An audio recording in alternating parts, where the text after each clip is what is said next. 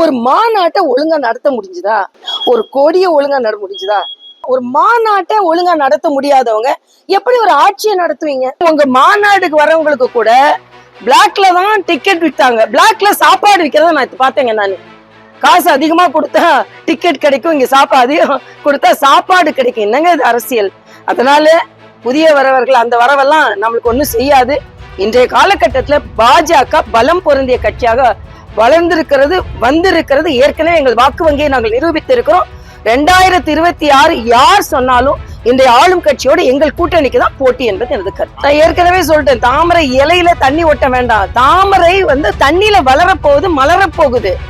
இலை அந்த தாமரை இலையில ஏன் ஒட்டணும்? அதை பத்தி எங்களுக்கு கவலை இல்லை. தாமரை தண்ணியில வளரப்போகுது, மலரப்போகுது.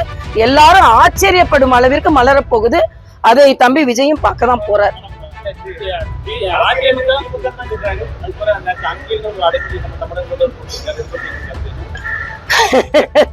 அதாவது இதுல என்ன எனக்கு புரியலன்னா, தமிழக முதலமைச்சர் எல்லாரையும் அப்பான்னு கூப்பிட சொல்றாரு, இவர் அங்கிள்னு கூப்பிடுறாரு.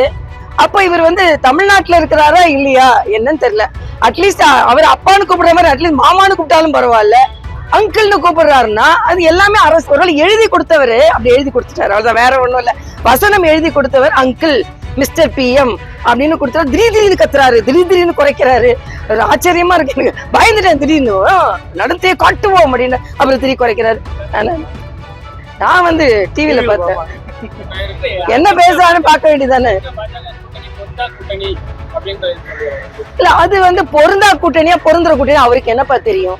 எத்தனை நாள் அரசியலை அவர் பின்பற்றி இருக்கிறார், அரசியல் ஞானம் பெற்று இருக்கிறார்.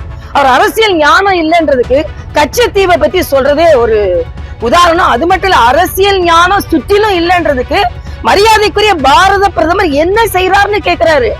இன்னைக்கு அவங்க பிலிம் இண்டஸ்ட்ரி வளர்ந்துருக்கிறதுக்கு காரணம் பாரத பிரதமர் தான். இன்னைக்கு தனி விமானத்துல போனார்ல, எங்கேயோ யாரு கூட இல்ல, தனி விமானத்துல யாரோட கல்யாணத்துக்கோ போனாரு. யார் கல்யாணத்துக்கோ போனாரு, யாரு கூட நான் சொல்லல, யார் கல்யாணத்துக்கோ போனாரு. அந்த மாதிரி எல்லா ஏர்போர்ட்டையும் முன்னேற்றி வைத்திருக்கிறார்கள் பாரதிய ஜனதா கட்சியை சார்ந்தவர்கள். இன்னைக்கு விஜயும் இவ்வளவு தைரியமா பேசுறதுக்கு காரணம், அவரோட அந்த அரேஞ்ச்மெண்ட்ஸ் எல்லாம் செய்ய முடியறதுக்கு காரணம். நான் ஒன்னே ஒண்ணு கேக்குறேன், நீங்க எல்லாம் கேட்டுக்கோங்க. இவ்வளோ பெரிய ஏர்போர்ட்டை எந்தவித பிரச்சனையும் இல்லாம மரியாதைக்குரிய பாரத பிரதமரின் வழிகாட்டுதலில் அங்கே உள்ள தொழில்நுட்ப கலைஞர்கள் நிர்மாணித்து கொடுத்திருக்கிறார்கள். ஒரு கோடியை ஒழுங்கா நட முடிஞ்சுதா? ஒரு மாநாட்டை ஒழுங்கா நடத்த முடிஞ்சுதா? ஒரு முறையே இல்லாமல் ஒரு மாநாட்டை ஒழுங்கா நடத்த முடியாதவங்க எப்படி ஒரு ஆட்சியை நடத்துவீங்க? ஆட்சி நடத்த தெரியாதவர் ஒருவர் நான் முதலமைச்சர் சொல்றாரு. ஆட்சி நடத்த தெரிந்தவர்கள் நாங்கள் எங்கள் கூட்டணி, நாங்கள் இங்க போட்டி போடுகிறோம்.